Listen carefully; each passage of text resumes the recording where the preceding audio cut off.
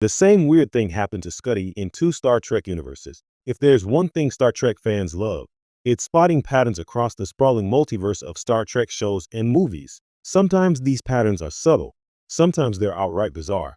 But in the case of Montgomery Scotty Scott, the USS Enterprise's beloved chief engineer, there's a strange echo that happens across two entirely separate Star Trek universes. A coincidence so odd it practically demands a double take.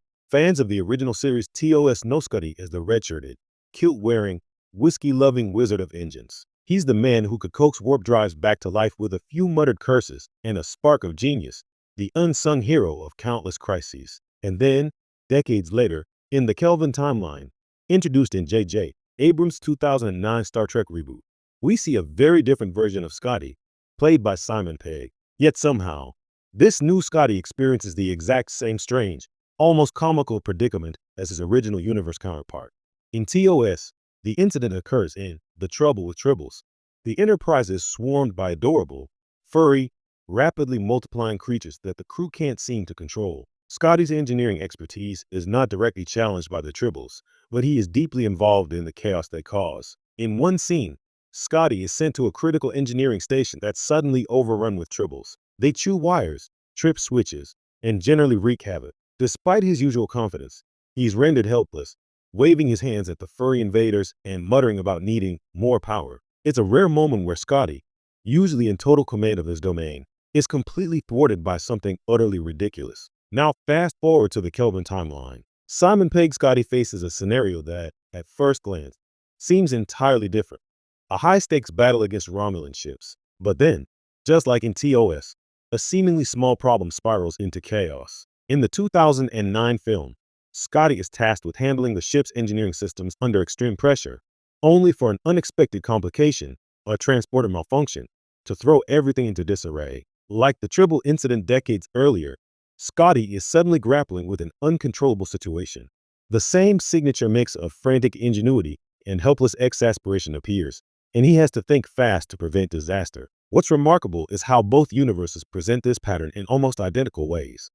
A normally all-capable Scotty confronted by a problem that's chaotic, unpredictable, and almost comedic in its intensity. In TOS, it's an absurd swarm of tiny creatures.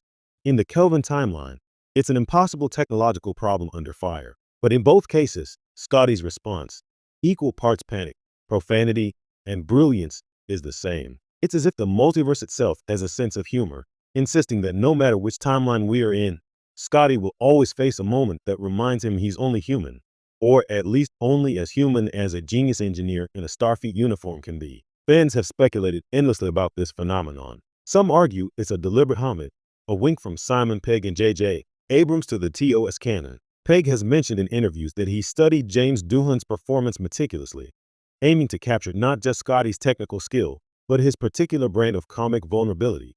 Others think it's just a delightful coincidence, proof that some storytelling beats are universal, crossing timelines without even needing a script. Either way, it's a fascinating glimpse into how character essence transcends continuity. The repetition of Scotty's weird moment also highlights the timelessness of Star Trek's humor and ingenuity. Across decades, writers have understood that even the most competent characters are most relatable when they encounter situations beyond their control. Scotty's moments of panic and brilliance are both humorous and heroic. They remind viewers that mastery is never about perfection, but about improvisation under pressure. Whether it's dodging tribbles or juggling failing systems under enemy fire, Scotty embodies this principle in both universes. Moreover, this dual universe echo adds depth to the character. It's tempting to see Scotty as just comic relief or a side character, but this repeated scenario underscores a core truth about him.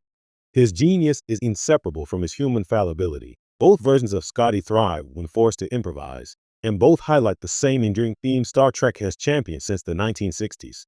Technology, no matter how advanced, is only as good as the humans or engineers behind it. So next time you watch Scotty swear at a runaway warp drive or fume over a transporter catastrophe, remember, this is not just funny writing.